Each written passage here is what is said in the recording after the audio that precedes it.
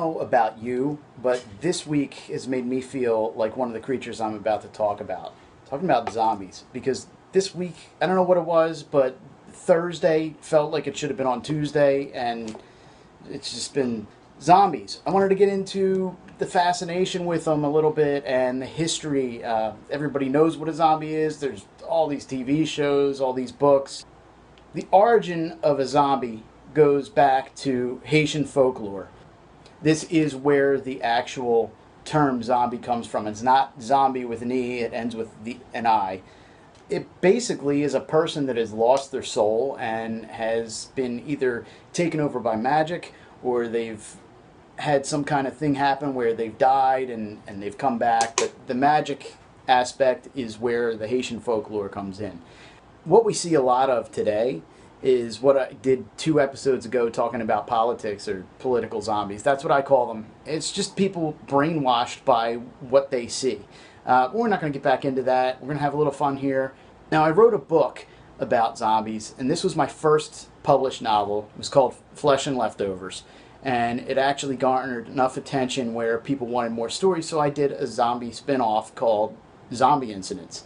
And it was just a lot of fun. I kind of did it as a half joke, and about halfway through it I decided to keep going and doing other things, and I had all these stories. So it garnered a lot of attention, and it's almost like a little cult classic. I did that back in 2010, and what I tried to do in my books was try to hit all kinds of aspects that would not please just every zombie fan. I've only done one zombie book. All the other books do something different.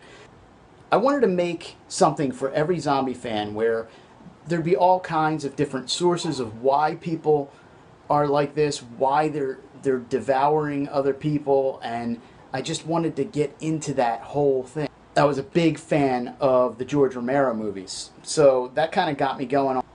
We used to have all these discussions among friends about, oh, if a zombie apocalypse happened, where would you go, what would you do? And we always had these fun little scenarios, usually involved us drinking and coming up with some ridiculous conversation. That's what caused me to write the first book. So I wanted to include everything I could in this. And what I did was I touched on the different aspects. So, does a zombie run?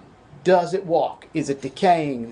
Do they die, they come back? Or is it a person that changes while they're, all that fun stuff. So the first part of the book, and I wrote this in Jim Thorpe, which is where I did my first episode of this, or second episode? Second? Yeah, second episode. The first story takes place up there, and it involves a strain of the rabies virus mutating and basically enraging people. Kind of similar to, 28 Days Later or something? Similar to that, but it was a little more involved with explanation, and that was one of the strains of zombies. The next story I did in there, and the way the book is written is it's all a bunch of different incidents all tied together into one overall arc, and you kind of see, you don't realize till halfway through the book why all these things are happening, that it's one cohesive story. I tackled the typical virus. That's how it seems most of these stories go. So the viral zombies, you kind of get a perspective in the story about why the main character of that part that's been infected, how he transmitted it. And he actually didn't get bitten. He actually got it from sleeping with a girl who was infected. And you get to see it through his eyes as he's going along. And there were some really disturbing scenes in there that I still get people writing me to this day. And the book was published in 2010. I still get people writing me saying, dude, that's some messed up stuff that you did there.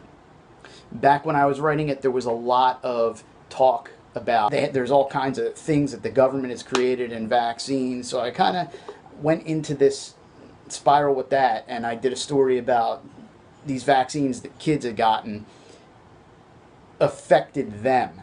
And because they were injected with it, they actually became children zombies. And the parents, if they were to get bitten or infected with it, it was basically fatal. And what creepier than little kids running around as flesh-eating zombies? It's just not. There's nothing that's going to top that. Did a little story where demons basically raise the dead out of the ground. I thought that that was a different little take on something. There was also a story where we had radiation from a meteor infected a guy, and when he eventually died years later, it turned him into a reanimated corpse. Further on in the book, we did a little bit about cannibalism, and I focused on this tribe, and I did a lot of research on these tribes that are cannibals. And it's actually really disturbing. I read on what they actually use the body parts for, and I did a really graphic interpretation of that in words, descriptions of what was going on and why these people were eating each other, basically, in the sacrifice to the gods. Then there's a guy who is a complete stoner, and he's an artist, and he gets a hold of a bad batch of weed, and he basically takes this hallucinogenic drug, unbeknownst to him, and he starts believing everybody's zombies. So there's a part of the book where there's this guy just basically running around killing people because he believes that he's the only one that's healthy. I wanted to pay tribute to where zombie had come from. I wanted to do something with voodoo zombies, but I had been to Brazil and I know quite a bit of the culture, so I really wanted to focus on macumba, which is basically black magic. It's Brazilian black magic, and that's in the northern part of Brazil. So we have this story where this guy, he's created this macumba powder, and he uses it to basically brainwash people, and they're not flesh-eating zombies, they're basically his zombie slaves that are willing to do whatever he wants. When it gets into the thick of it starts talking about parasites, and NASA had found this parasite on Mars, and they brought it back, and they started researching the fossil, and turns out it wasn't a fossil at all, but it was an egg, and these things just basically got into the back of the skulls and turned people into flesh-eating zombies. So we kind of did a little thing there where I put them in these different situations, different terrain that you wouldn't normally see. I didn't want everything to be in an urban or a wooded environment. That's pretty much what everybody else has done. So I put them in different areas that you wouldn't have normally seen them in. At the last part, I explained my version of the original zombies, which were actually descendants, sixth generation descendants of the first vampire. And basically with each generation it wasn't as good as the prior generation, and they slowly had more vulnerabilities, and then they were just basically mindless creatures that roamed around, and humans and vampires weren't protected from it. So that's what led it into the second book. So I didn't want to really just talk about my stuff, but it was just kind of cool little things. The reason I mention them is because there's some of the different versions that are out there.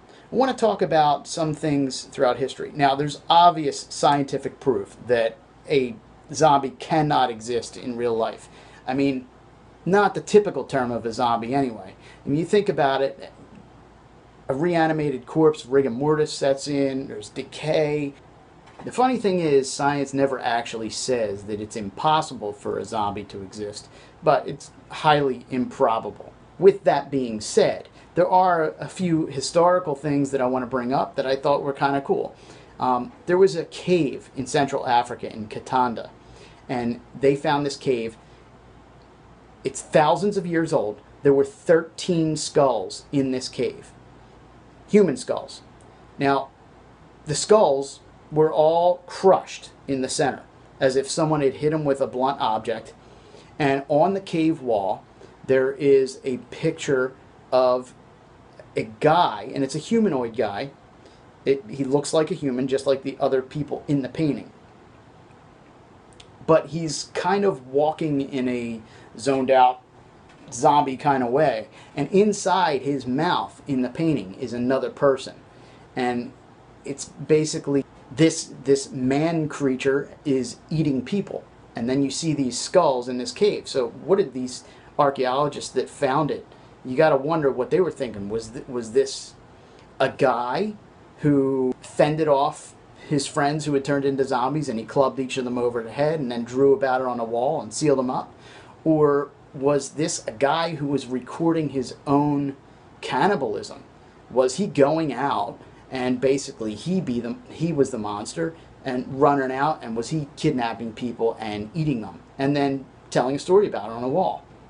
The fact that there were 13 skulls there and they were crushed means something happened in that cave. We'll jump ahead thousands of years later to 1587 AD and in Roanoke, North Carolina. When the first settlers came here, they would send out hunting parties.